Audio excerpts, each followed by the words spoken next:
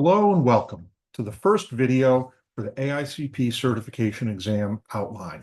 This is the series overview, and we'll also talk about study tips and some frequently asked questions. This is a video overview guide for the AICP, American Institute of Certified Planners, certification exam for the version last updated in December 2021. So it's the active version from 2022 through the end of 2026. My name is Jordan Yin. I'm a faculty member in urban and regional planning at Alabama A&M University in Huntsville, Alabama. I'm a longtime AICP member and also the author of Urban Planning for Dummies. I'll be your host for this introduction to the series overview, and I'm also a participant in the other content overview videos that make up the rest of this series, covering the content outline for the AICP exam.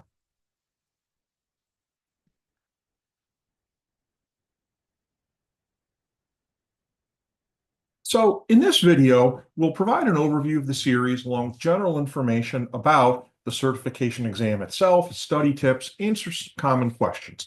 So there's not really a whole lot of planning in this one, but there is a lot about how to take the exam, why to take the exam, and some advice about how to get ready. So we'll go through a number of things, including, for those of you that are maybe a little bit new to this, what is AICP? I'll talk a little bit about an overview of the video series, and then talk a little bit more about the nuts and bolts of test prep, getting ready for the exam, using the exam's content outline, and understanding how the test is actually taken in terms of some ideas about the testing framework, and also the test administration software, which is what's used when you actually take the exam, should you decide to do so. So presumably you're not all that new to this. You may be an APA member, you may be a longtime APA member, you may be a student planner, but presumably you're here somewhat intentionally to learn more about the AICP certification process. The AICP itself is the professional institute of the American Planning Association, the larger group of which AICP is obviously the professional subsidiary, and it is the major credentialing organization in urban and regional planning in the United States. To get to the exam, we go through the AICP one-path membership process, which basically is a simplification of how the process existed in previous years, where the certification exam was taken after a candidate earned a certain amount of education and experience. Now, the exam can be taken at any point in that process, and many people are taking it now before they have the requisite educational experience to be a full member.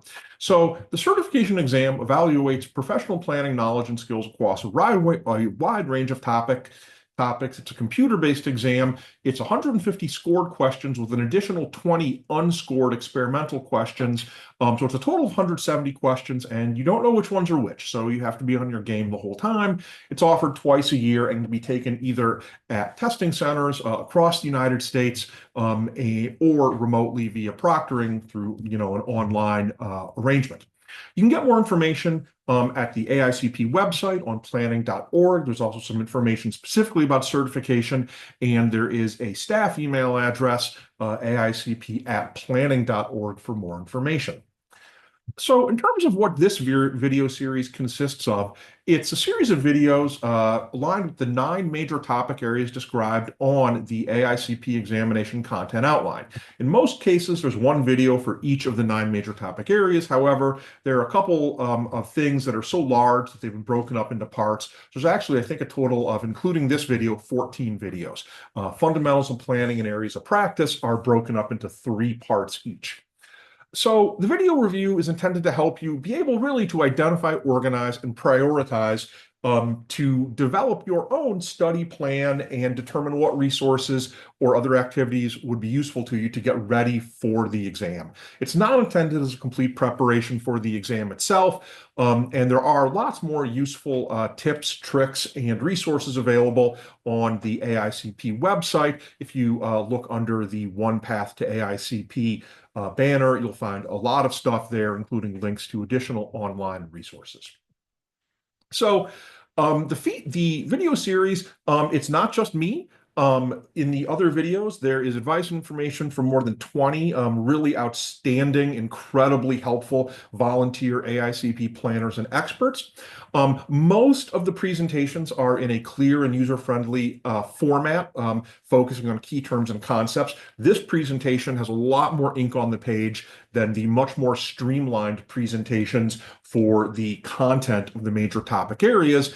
And there is thorough coverage of the AICP exam content outline. The content outline is really your guide to what to expect to be on the exam. That's posted at planning.org. I think there's a link to it later. And so we take off from there and really go through it point by point, piece by piece.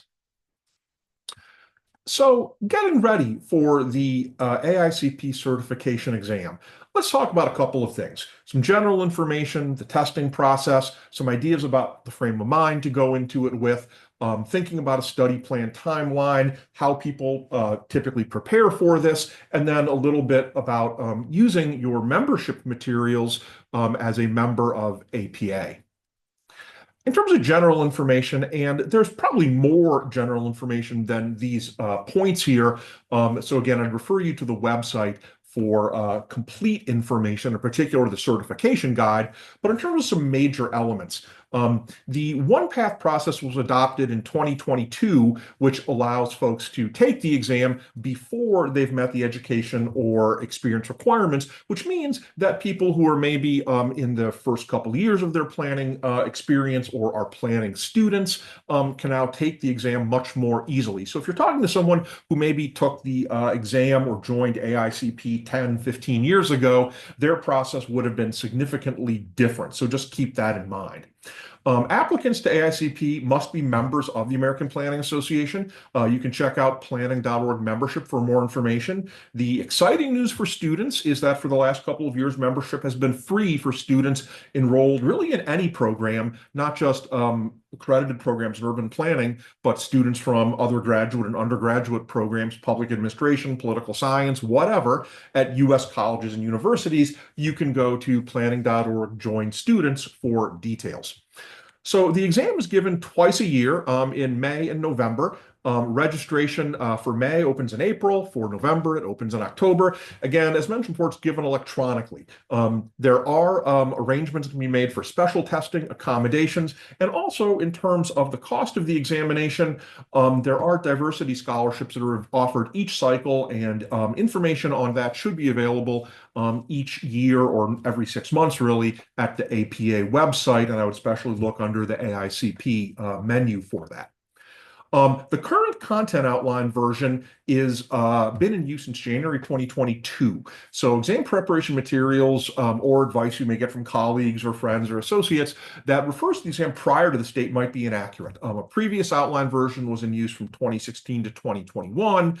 The current version, you can sort of spot it a mile away because it's organized into 9 major topic areas, and the previous one was organized into 5. So again, if you're looking at something and maybe it's undated, if it's referring to 9 major topic areas, you're probably in the right place.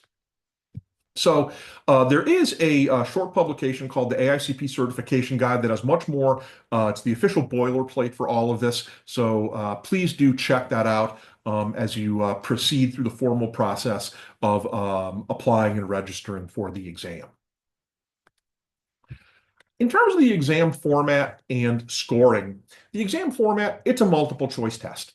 You've got 3.5 hours to sit down with a computer and do 170 questions. 150 of these are used to determine the applicant's final score. There are 20 questions on the test that are questions in development. These aren't scored or reported to you, and you don't know which is which. Some people feel that that's a little bit, unusual. It's very common in this type of testing, professional testing, credentialing situation. So it is a 170 question test with 150 scored questions. The exam for each testing cycle is based on a test bank of approved questions. New questions are sometimes added and older retired. And for each year, multiple exam forms are produced. So different people may use a different exam form in the same year. So if you talk to someone about their testing experience, even within the same year, they may have had actually a different question set. All questions are multiple choice questions with 4 possible choices. The question might be a different type, it might be about a different topic, but it's always question 1, A, B, C, or D, question 2, A, B, C, or D, question 3, A, B, C, or D, so on and so forth. There are a few main types of questions in terms of format. There's also, starting with 2022, a new type of long form question. So again, if you're talking to someone who took the test a while ago, they may not be familiar with this. Only basic math is required, and a calculator is available in the testing app, and you might have access to a real calculator if you take it at a testing center. I think it varies from center to center, but generally that usually would be the case. So what do you need to pass? Well, scoring of the exam uses a scaling process that produces a test score between 25 and 75. So you don't get a result reported between 0 and 150. A passing score is a scaled score of 55, and it represents about 75% of correct answers. Approximately 112, maybe 113 correct answers out of 150 scored are needed to pass the exam. The scaling of the test scores, that's a very standard process for a professional credentialing exam, and it's based on the variation in the difficulty of the exam questions, not the distribution of test taker scores.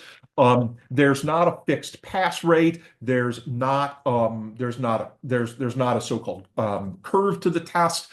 There is this statistical adjustment for difficulty, but again, in any given in any given test administration period, nothing prohibits 100% of people from passing it. It just depends on when people can provide the correct answers. So in terms of exam results, in the current way the exam is administered, the applicant receives pass or fail tests results immediately upon completion of the exam. When you're taking it electronically and it's only offered electronically, there's basically a button where at the end where it says, submit exam, you submit the exam, and literally a second or two later, boom, it comes up and it says, congratulations, you passed, or no, you did not pass. And within a couple minutes after that, you would receive a full score report by email. So do be prepared for that. Some people are a little bit surprised. I've had students who take the exam who were not expecting it to sort of come right up at them, and it does. So be prepared that will be an immediate consequence of taking the exam. In terms of the questions by topic area, they are distributed across 9 major topic areas. And this gets a little bit into test strategy as well, because different sections correspond with different percentage of likely appearance on the exam. So there are 9 major topical areas that are covered by the exam in the current version: research and assessment skills, fundamental planning knowledge, communication and interaction, plan and policy development, plan implementation, administration and management, leadership, areas of practice, and the AICP Code of Ethics and Professional Conduct. Previously, back to 2016, there were 5 major areas. There are now 9 major areas. The largest on the current grouping are plan and policy development and fundamental planning knowledge. But notice that no area makes up more than 12 to 15%. Some are somewhat smaller. Administration and management and leadership, which used to be 1 section, are now 2 different sections and make up about 12%. So different areas correspond with different amounts of content on the exam. I think one of the advantages of moving to the 9 topic format for the current version of the exam is that when you get the score report, it will tell you the number of questions that were in each topic. And again, the questions by topic are arranged completely at random on the exam. So they're not offered in section. You may see a question and say, boy, this feels like a certain type of question, and it may or may not be. But again, there's no identification of what type of question or what part of the content outline it corresponds with. You could have a very quantitative research question followed immediately by an ethics question, which uses a completely different part of your brain. So we'll talk about that a little bit later on.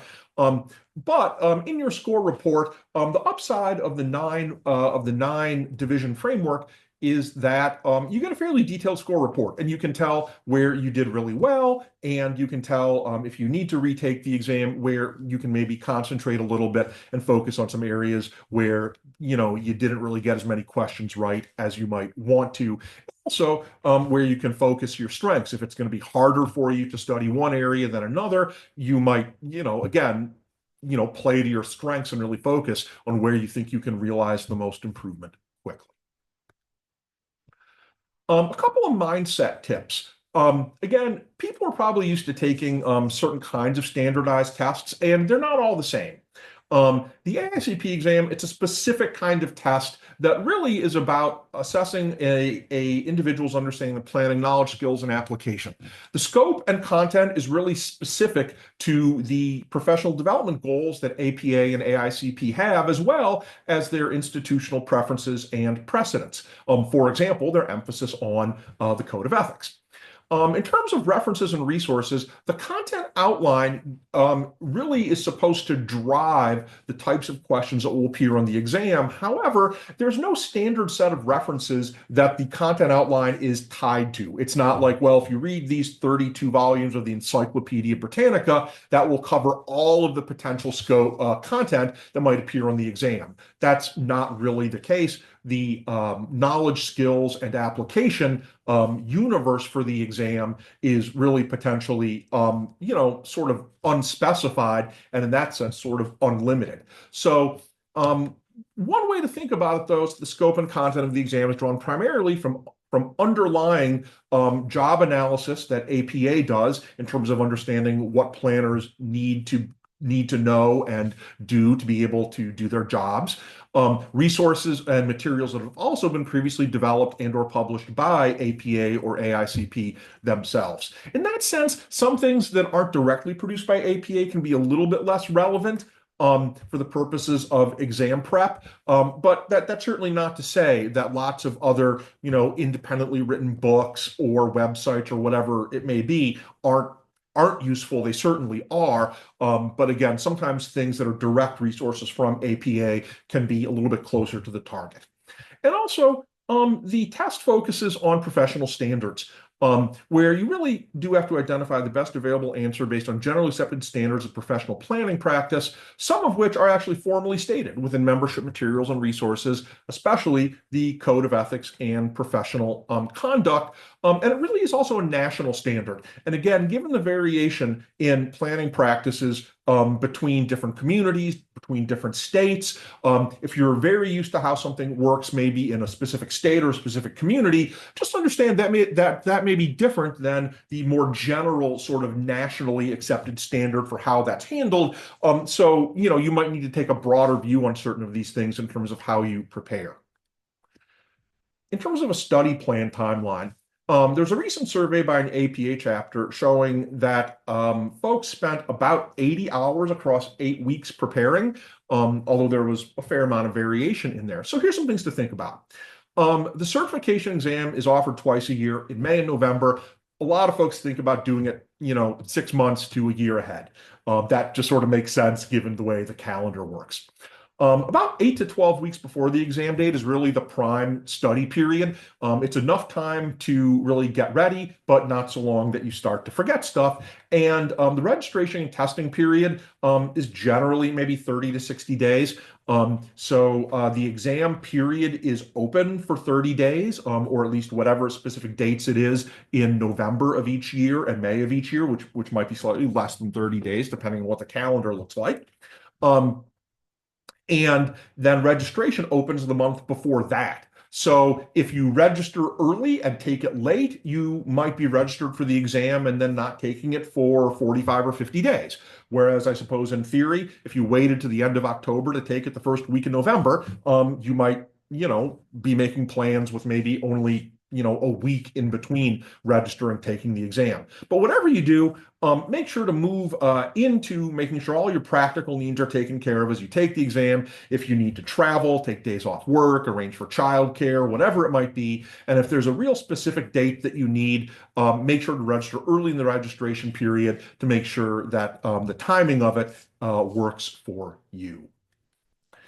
In terms of preparation approaches, people do a lot of things, and it really depends on what they identify as their study needs and how that matches up with their personal learning styles. Some people don't need much more than to read through self-study materials, books, publications, videos, websites, electronic media, etc. Other people really benefit from workshops and mentoring that may be offered by APA chapters and divisions.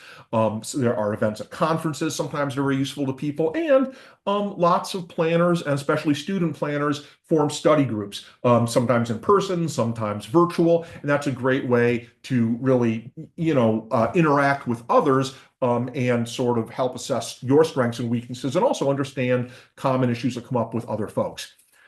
When you're using third-party resources, just be careful. If you're looking at some website that's not an APA website or whatever it might be, just make sure to consider the accuracy, alignment, and currency of those things. Some sources might be inaccurate. They just have the wrong information. That happens sometimes. They might be outdated. They might not be referring to the current exam content outline, or they might just be covering stuff that's outside of the exam content outline that, again, folks might not have sort of vetted exactly what is actually inside of the content outline. So there are, not all planning information actually is useful for the purposes of preparing for the exam. And the last thing in this section is using APA materials and member resources. So especially in my opinion, and that's what this entire video is, by the way, it's my take on information available from APA AICP. This is an entirely volunteer-driven effort. Materials and resources produced are closely associated with the association and AICP. I think they're good resources. And they're the kinds of things that I think are fairly closely associated with the exam content outline and therefore more likely to appear on the exam. In terms of reference books, there are several that a lot of folks find useful. Some of them may seem a bit old, but again, some things don't really change that much. And so these are the kinds of materials that have been used as the exam, which has been given for close to 50 years, has been sort of adapted and changed over time. So the most recent of these is in the ICMA Green Book series. It's called Local Planning, Contemporary Principles and Practices. It's actually yellow, which is a little bit confusing. The two formal green books were published in 2000 and 1998, The Practice of Local Government Planning, second and third editions. And again, there's some really useful material if you can find those older versions. Many libraries carry them, some electronic libraries carry them, and you can usually find them fairly inexpensively on used book websites. The other book in the middle, I think the most common version of it is the big blue book called Planning and Urban Design Standards. It came out in 2006. It was published by John Wiley, but produced by the American Planning Association. And there's also a student edition of it that has actually less material, but follows the exact same format that came out a little bit later. And again, those are both widely available, although as a book, the physical price is usually somewhat expensive. But if you can find a version of it, it is very useful. In terms of other study materials, I really would recommend looking into what's available as an APA member. So in terms of APA member resources, there's a whole lot of stuff that's available, most of it through the APA website. If you're an APA member, and again, if you are currently a student, membership is free, so you should be able to get access to all of the free elements for free. APA's Planning Magazine is sort of the flagship publication of the sort of a general nature for the association. And again, before the web, I know that's hard for people to think of, but that was one of the major sources of information. And when you were preparing for the AICP exam, when fewer electronic resources were available, Planning Magazine was often cited as a key reference. There are a series of professional reports known as the Planner's Advisory Service reports. There's also a smaller format called memos and quick notes. You might take a look at those. The APA policy guides, those are really intended for members to understand some different approaches to planning from a policy point of view, but a lot of them do have substantive overviews about a wide range of topics, everything from freight to aging in place to equity and zoning that can be very useful.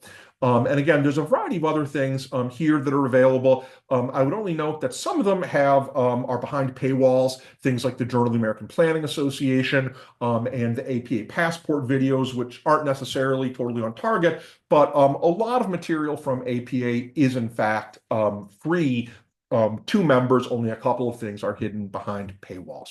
So we'll move into the next section, and that will start to take us in the direction of, okay, what's really involved in this testing experience?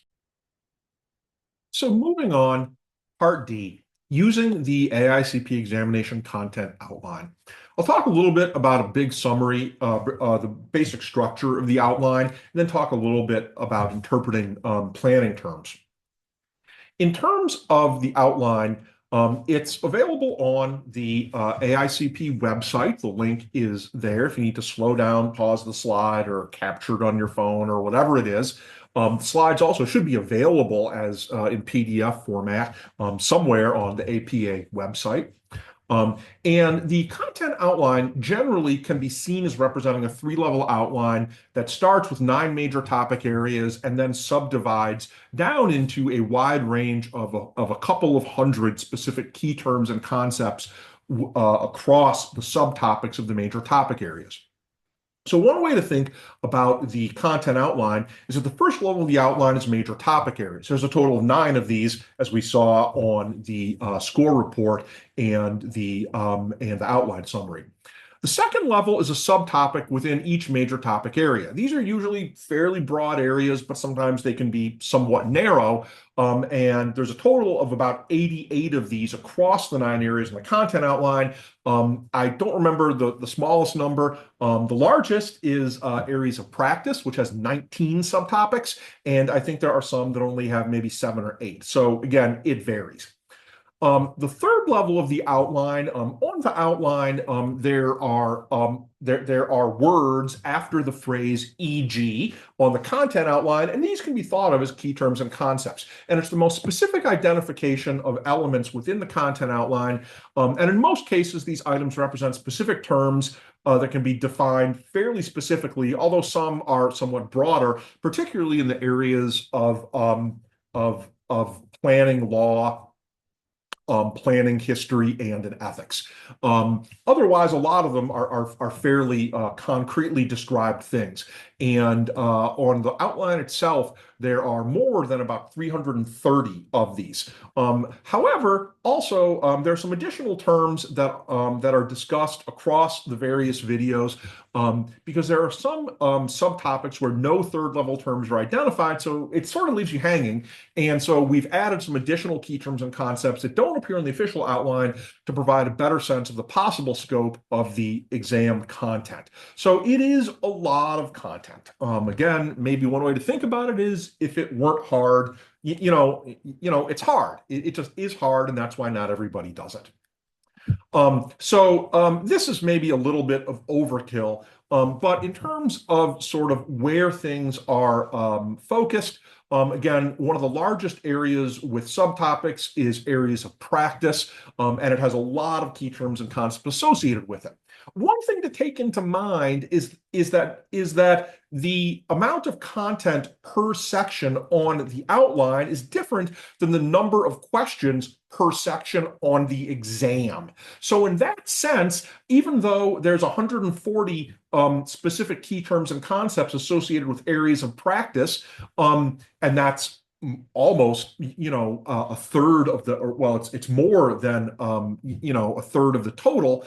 for the entire outline, it doesn't make up a third of the questions. It only makes up 12% of the questions. So some areas may be, in a sense, more efficient to study for than others because they make up a significant proportion of the questions, but don't necessarily connect with such a wide range of terms and concepts. That's one thing you might want to think about as you're working on a study plan and assessing your strengths and weaknesses.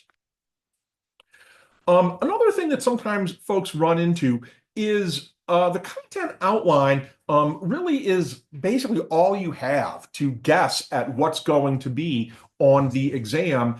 And sometimes the terminology on the outline itself can be a little bit vexing. So when you're going through it, a couple of tips. One, consider formal definitions.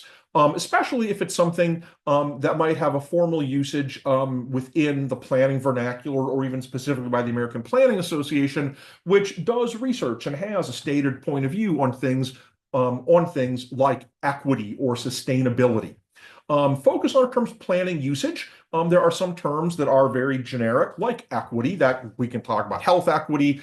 We can talk about equity in a lot of areas. We can talk about equity. Equity is a synonym for a financial instrument. So again, sometimes just looking something up in a dictionary doesn't help.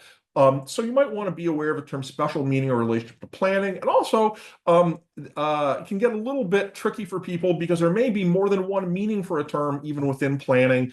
So just be aware of that. Also, third point, some terms such as leadership or sustainability, and a couple others, appear in more than one major topic area of the content outline. So when you see that on an exam, just make sure to understand that a single term may have multiple meanings even within the content outline, and that an exam question might have a different specific meaning, context, or purpose when it's using a repeated item. That is to say, not all questions that use the word sustainability are necessarily going to be about the same thing, because sustainability in one area of planning might be somewhat different than its application in another. Also, to try to bridge to all of that good information in your head from your experience, from your education, from your background, try to associate planning terms with specific applications within planning, real-world examples, experience, planning history, and theory to help determine a term's appropriate use and meaning. Again, sometimes it's not clear what a term means, and you may need to have some fairly substantial background knowledge to make sense of that. And also, build out your planning vocabulary. The exam content outline is phrased mostly as general terms and concepts rather than proper nouns. So Jane Jacobs, green buildings, VMTs, don't ever appear on the content outline, but I can almost assure you that the answer to at least one question on the exam will be Jane Jacobs. So expect a wide range of specific planning terms and jargon to appear on the exam as representing, say, planning history or sustainability, but having to drill down into your knowledge of specific planning vocabulary, even though those terms may not be specifically listed on the content outline. If you're just trying to sort of get some more words and terms under your belt, here's some possible ideas for you. There's a relatively old publication, but it is a member resource called a Planner's Dictionary. It's from 2004, so it's not going to have anything about AI on it. It's not going to have something like walkability. That's a newer concept, but a lot of classic terms and a lot of useful terms. It's a very large resource. And again, if you just sort of, it's the kind of thing you could just take with you and just dig into every once in a while. There's some good glossaries from some planning agencies, and then also some lists of acronyms and jargon that might be useful and are the kinds of things that actually do have some likelihood of being relevant to an exam context. So moving into thinking about understanding the testing framework. This starts to get, I think, a little bit nerdy, but that's okay. One of the things about standardized tests is that they aren't just a test of knowledge, they're a test of how well you take tests. And so the more that you can prepare and be knowledgeable about the anticipated test-taking experience, the more likely you are to do well on the test and therefore pass it. So I'll share a couple of things about how to think about understanding the testing framework for the AICP exam. Officially, there's no published guide to the types of questions on the exam, but if you talk to people who've taken it, unofficially, I would describe them as falling into basically four main categories, plus questions about ethics that are framed in a way that's very topic specific, but they could use different types. Including questions that take on the role of identification or definitions, applications of planning techniques or methods, data interpretation and data analysis, evaluation of planning situations, and as mentioned, topically about planning ethics. So the most traditional type of standardized test question is an identification or definition question where basically you're given a list of answers for a very discrete question and you have to choose the best appropriate answer, really based on knowing and understanding information that you can use to answer the question, largely through either memorization or your experience or something like that. And these are generally the most common type of question on the exam. A second type of question goes beyond this, and these questions involve the application of a specific technique or method based on your knowledge of that technique or method, such as calculating a floor area ratio or interpreting a location quotient. These rely on your ability to apply your knowledge and skills to, quote, solve a problem, to answer the question. And again, multiple choice tests can actually make you do some pretty difficult things. And so you might have to get out a scratch pad, and do some hand calculations. That's on the table. That's a possibility here.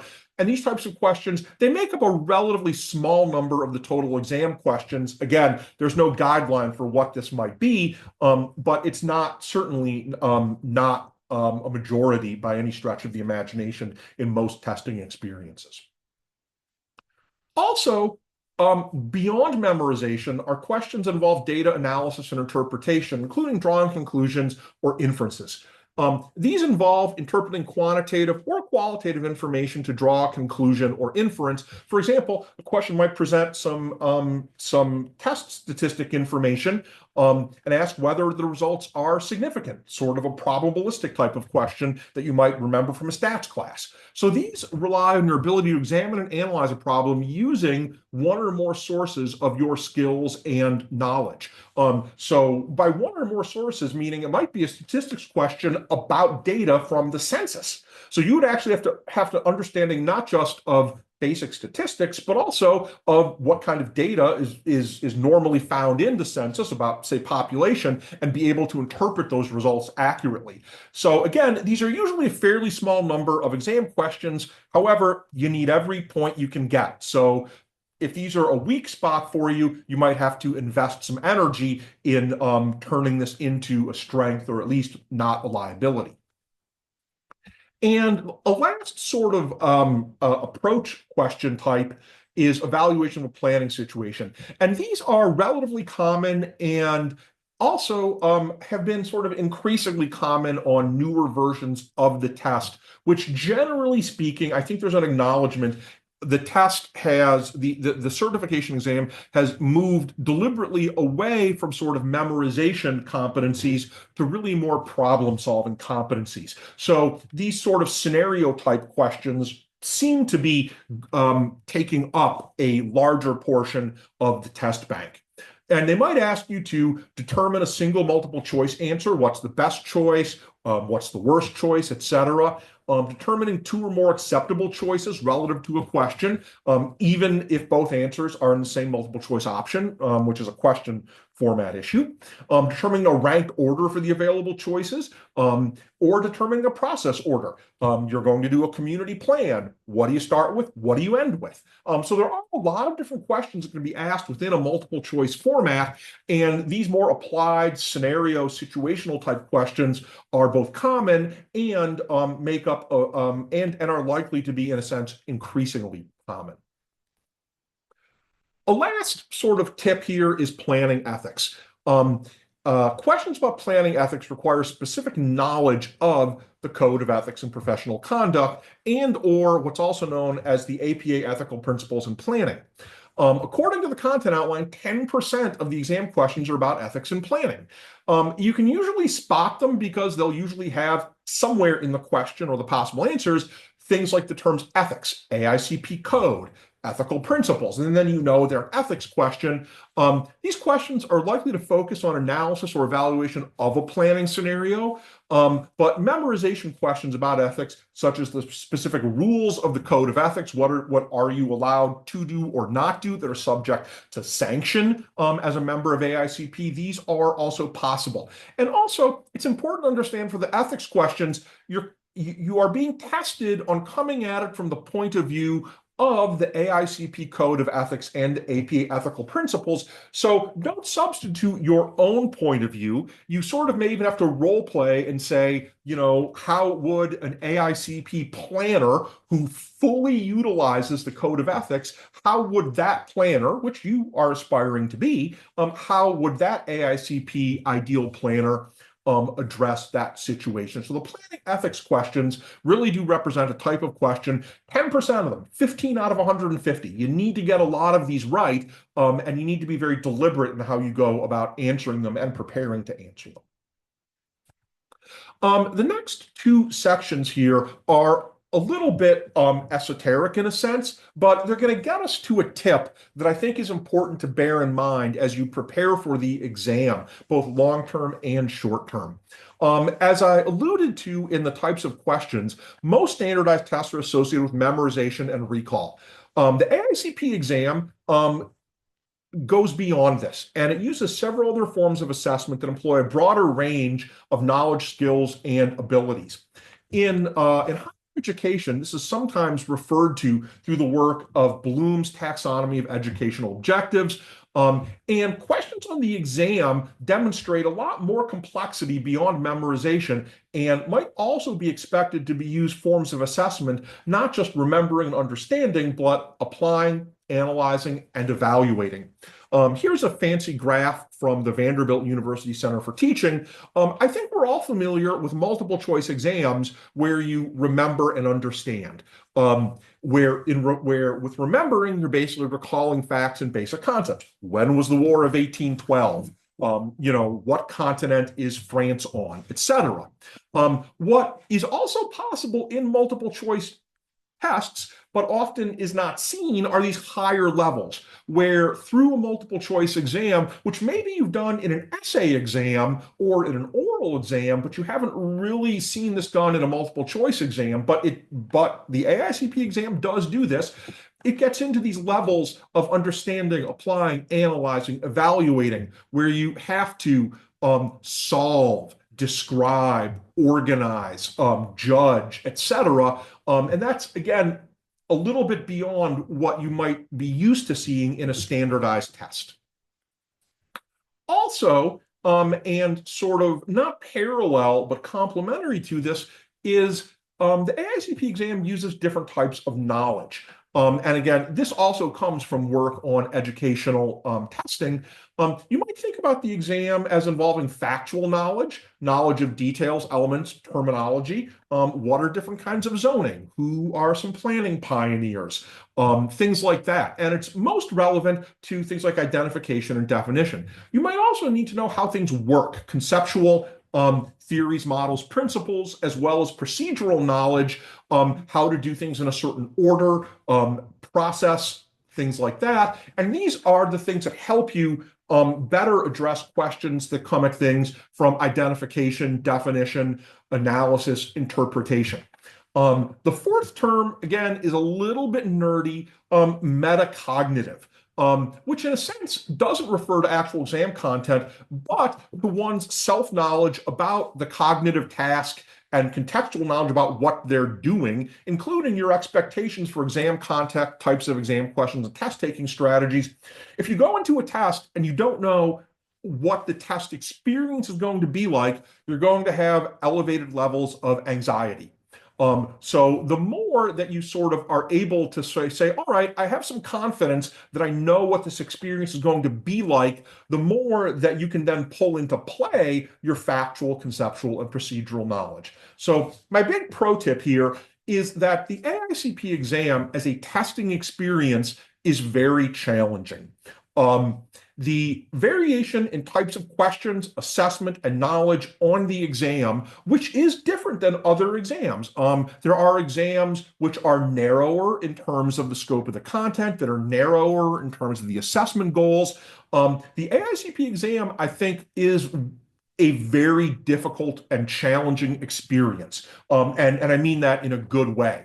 But it also means that you will constantly have to shift gears in your head during the exam to adjust to questions that use different types of knowledge across a wide range of topics. So in addition to content mastery, having a sense of self-awareness and also, as I'll mention in a moment, having a testing strategy will help you stay calm while testing.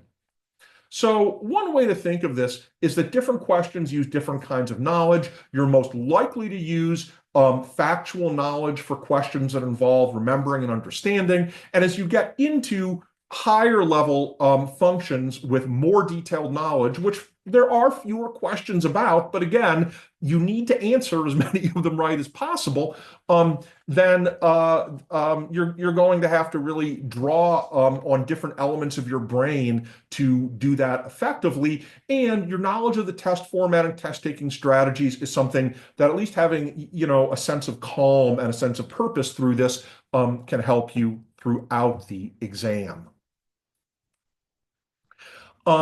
A lot of people talk about practice questions, and I wouldn't say it's a controversial topic, but it is one that has a little bit of sort of fluidity to it. As of this moment, December of 2024, APA and AICP don't publish any official practice questions for the current version of the exam. There's a publication called Illustrative Questions that hasn't been updated since 2016 that actually is good at illustrating the style of questions and answers, but isn't intended to represent exam content. Practice questions for the exam, you can find them from a wide range of sources, from unofficial publications, that is stuff by folks other than APA, AICP, websites, social media feeds. I've seen some TikToks about people sharing questions and question ideas, and there's nothing wrong with that. But when using sample questions, make sure to consider whether the content seems relevant to the current version of the exam. There are some materials out there that were prepared 10, 15 years ago that might not line up with the expectations for the current exam. Make sure it's conveying accurate information and is also representative of the question types likely to occur on the actual exam. And a lot of the sample questions tend to be of the more memorization type. And again, there's nothing wrong with that, but it might not help you fully prepare. So using practice questions from various sources, it can be useful for improving general test-taking skills. Certainly developing some muscle memory about picking A, B, C, or D is a good thing to do. The more you can do that from, quote, muscle memory, the calmer you'll be during the exam overall, the more likely you are to score well. But it's not necessarily a reliable way to learn more about relevant exam content. So that brings us to the end of this section. The next thing that we'll segue into is talking about actually using the testing software platform. We'll move into section F, using the Prometric software and planning your exam strategy. We'll talk about question presentation formats, using the Prometric testing software, thinking about making a testing game plan, and some test day tips. Prometric is the name of the company, that administers the AICP exam. They administer it online through proctored electronic remote testing, and they administer it in testing centers that are located throughout the US. If you're in a major metropolitan area, there's probably one or more fairly close to you for an electronic testing center. If you're not in sort of a major metropolitan area, it may be a little bit more difficult, and your best option may be remote testing if that's something you're comfortable with. So we'll actually talk about some fairly specific details. And the reason why these are useful is because it actually does help you think about how you can develop a specific game day plan. In terms of question formats, there's a couple of ways that the exam questions are presented. There's traditional format questions, what I call combination matching questions, best and worst questions, questions with graphics and long form prompts. And these basically represent the different types of questions that we talked about a moment ago in the previous section. But this is how they are actually presented within the exam setting. Most of the questions on the exam are traditional multiple choice questions, where there's a specific question and then a list of exclusive answers like a trivia game. These are the most common questions. If you're uncertain about how to answer a question like this, try to eliminate one or more answer choices that you're relatively certain can't apply, and then choose from the ones remaining. So again, with these questions, there's a specific answer, and you either have to find the right one or you have to eliminate the 3 wrong ones. In fact, they work the same way. Another type of question, so a lot of standardized tests really don't exceed this format. So when folks see other question types on the AICP exam, if they don't know they're coming, this can be a cause, this can generate some stress and anxiety. So here's some other things you're likely to run into. What I call combination matching answer questions.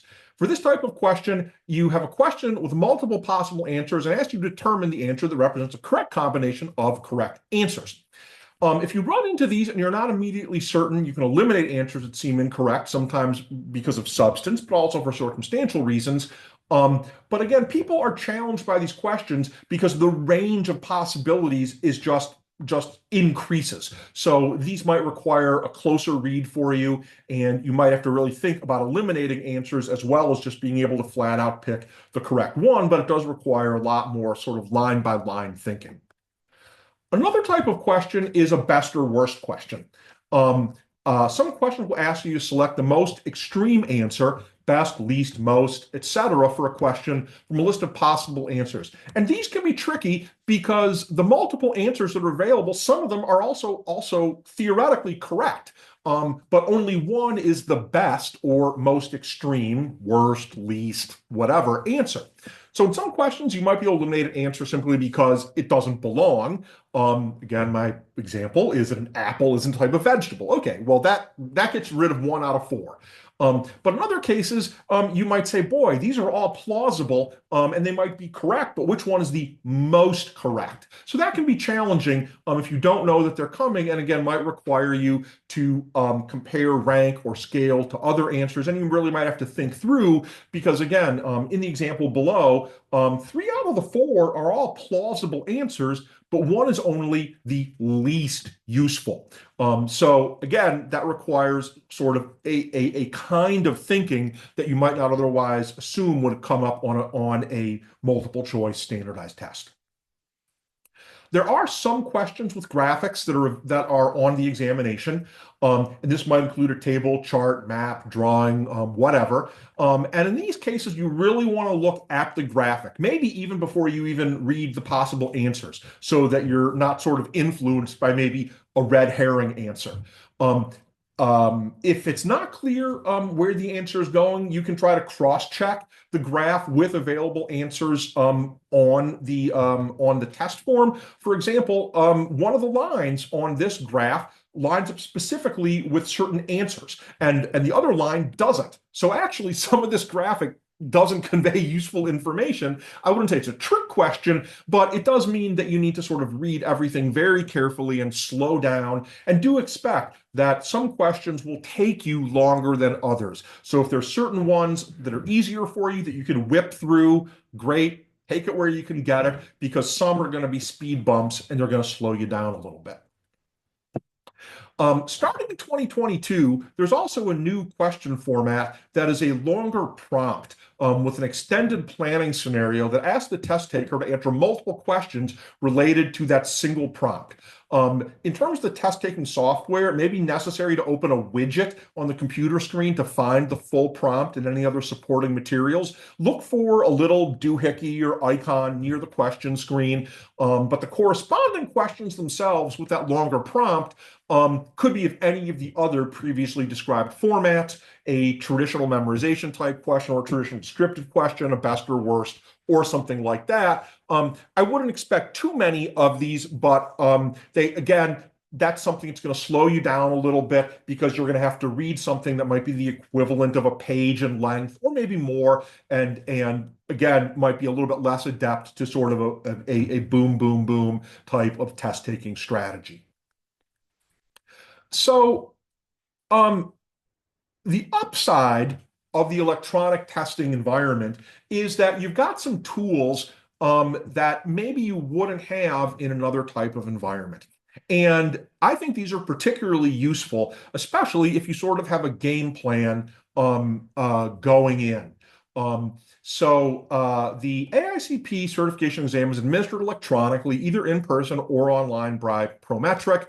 To my knowledge, I have recently audited the in-person version at a testing center. I have not personally used the online version of the exam, although my understanding is that they're basically the same. But of course, like any sort of app deployment, there might be some minor differences in appearance and function depending on devices, operating systems, and of course, they might update, Prometric, the company, might update their software in 2025 and 2026 after this video is recorded. So take this with a grain of salt, but at the moment, here's some tips. In addition to marking answers on the exam, that is picking A, B, C, or D, you can do some other things, and they're useful. There's some helpful tools that can be used on almost all exam questions, including highlighting question text, strike marking answers, and using widgets. So let's talk about them.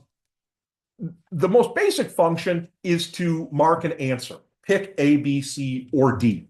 However, the way the interface works is you can answer a question, which means that's the answer that will be evaluated as correct or not correct when the exam is done and submitted. You can also flag an answer, which means that it is answered, but you flagged it and you're going to come back to it. But if you just left it as is, it would be counted in the final tally, and you have questions that are not answered. If you don't answer a question, you have a 0% chance of getting it right. So try to answer all your questions. Also, you don't have to answer questions in order. You can skip around. I don't know that this is useful from the get-go, but there are good reasons to skip a question and then come back to it later. And again, that's something that might actually be harder to do in a printed format. You can always change an answer for any question until the exam is submitted. If you run out of time, the app will force submit your work with whatever answers are recorded. So try not to leave any blank answers. Even a chicken should have a 25% chance of being correct. So here's a screenshot of a generic view of the Prometric test software app. This is from their tutorial brochure. It's not the actual AICP exam, so you don't need to know anything about accounting net income, but this is essentially identical in format to what you should see on the actual AICP exam test administration via Prometric. Draw your attention to the left side here. That's the question menu. So there's 150 or there's 170 of those number icons, one for each question. And when it's solid black, it means you've answered it. You picked A, B, C, or D. If it's a flag marked, it means you answered it, but you flagged it. You want to go back to it, presumably. Light green is the question in progress, the one you're working on. It's neither answered nor unanswered. And solid green is unmarked. And certainly at the end of your testing time, you don't want to leave any unmarked questions. So one thing you can do is you can highlight question text. You've got a cursor, you've got a mouse, you can move around, and you can usually highlight any portion of the question text. And this is really good because it can help you draw attention to information, but also if you decide to skip the question and come back, it's a way to leave yourself a breadcrumb trail of what you thought was important with the question the first time that you looked at it. So it can be a very useful tool, highlighting question text. Similarly, the other thing you can do is you can strike mark answers. Again, you've got a cursor. You'll have a little tool that you can use to point to an A, B, C, or D answer. You click on it and it will strike it out.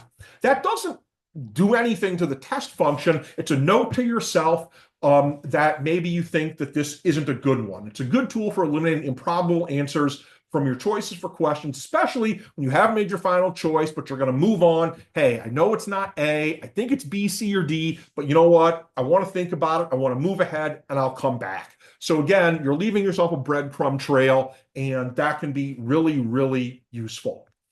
And the last thing isn't really similar to the other two things, but using widgets, just be aware there might be some stuff on the screen that you might be useful to you.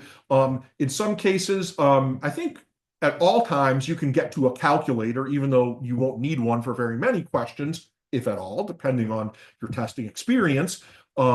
But in some cases, like for the long form questions for a prompt, or maybe where there's a large graphic, there could be a situation where you might need to open something up, what I'm calling widgets. I'm not sure what Prometric calls them. I don't think they even have a formal term for them. I think they just call it an icon.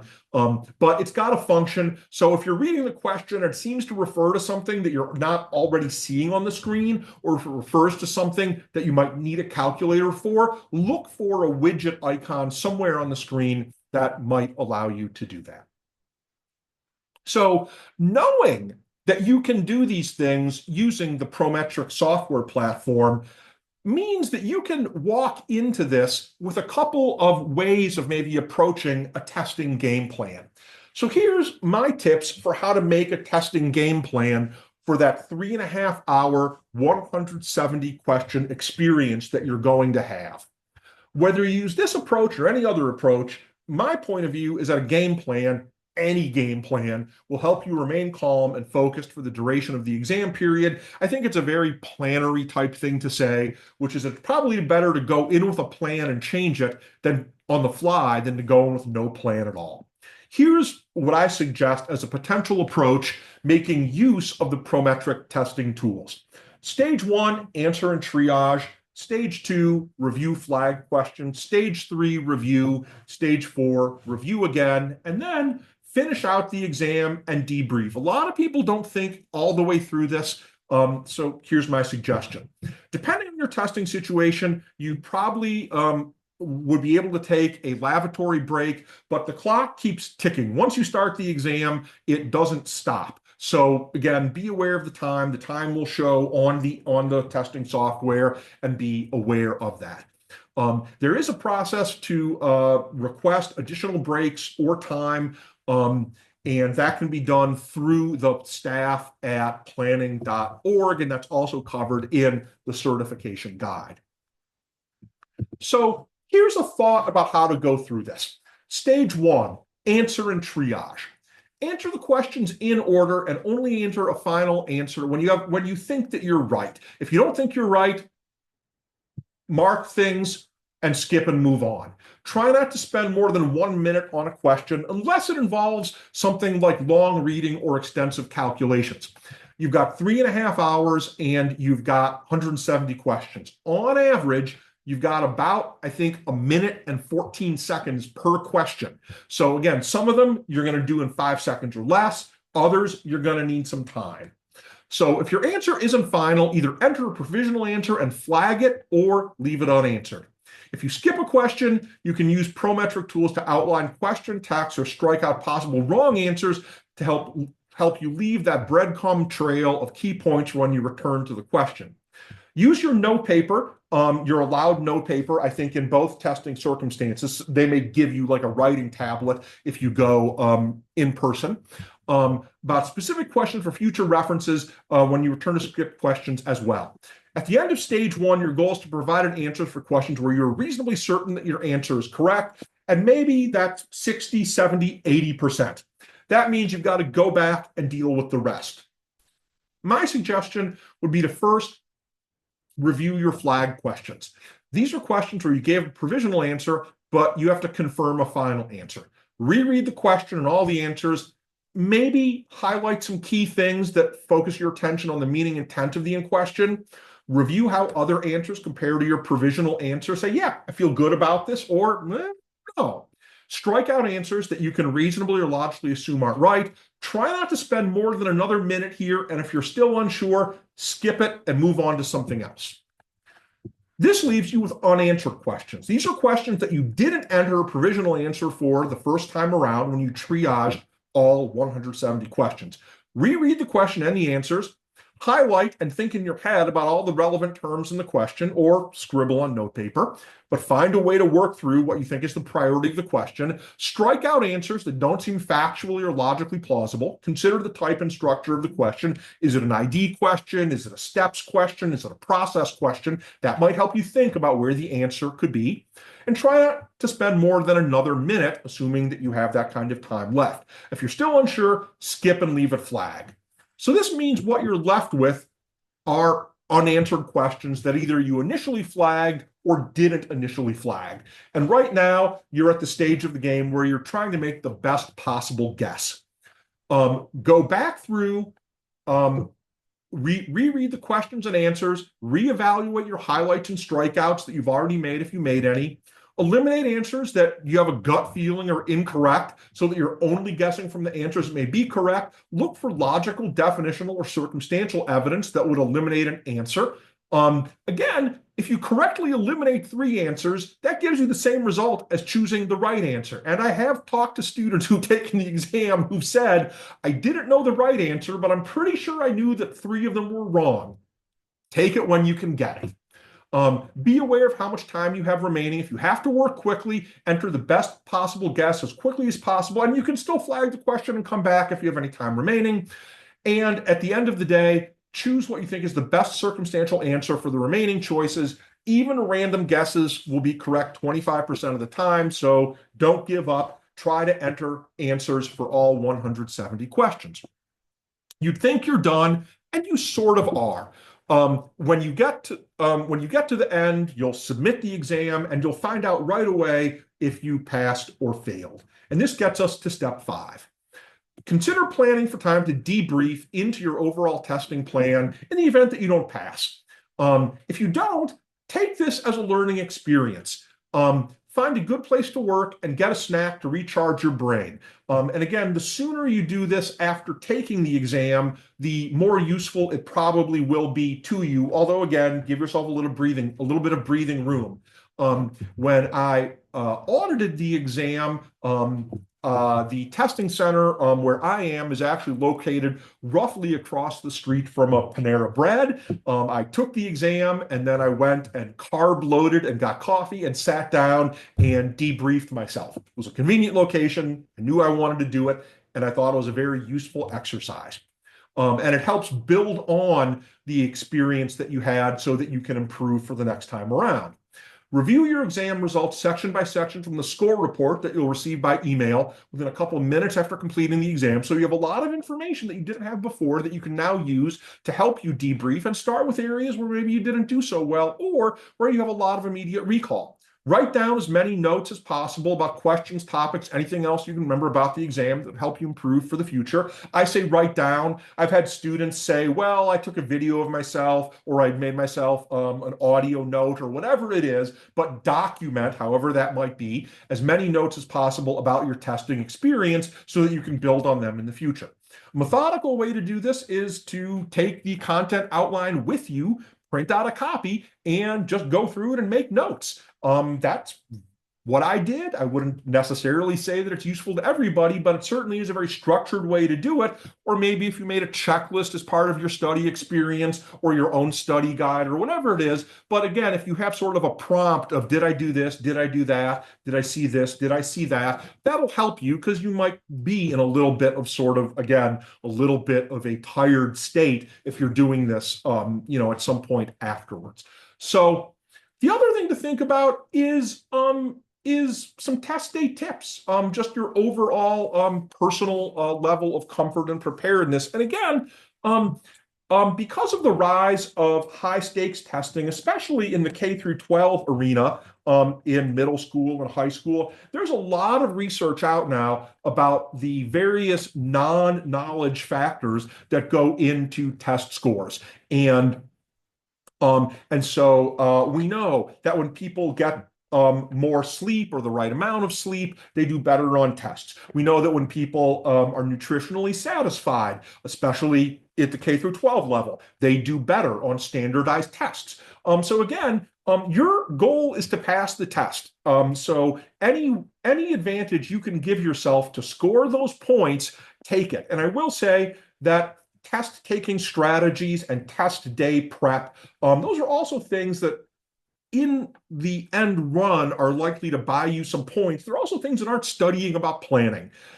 So really think about how you want to approach the test and be very deliberate about it. So some test day tips. Get a full night's sleep. Get fueled up with a balanced meal, whatever that means to you, before the exam. Don't cram up until test time. Rest your brain, go in fresh.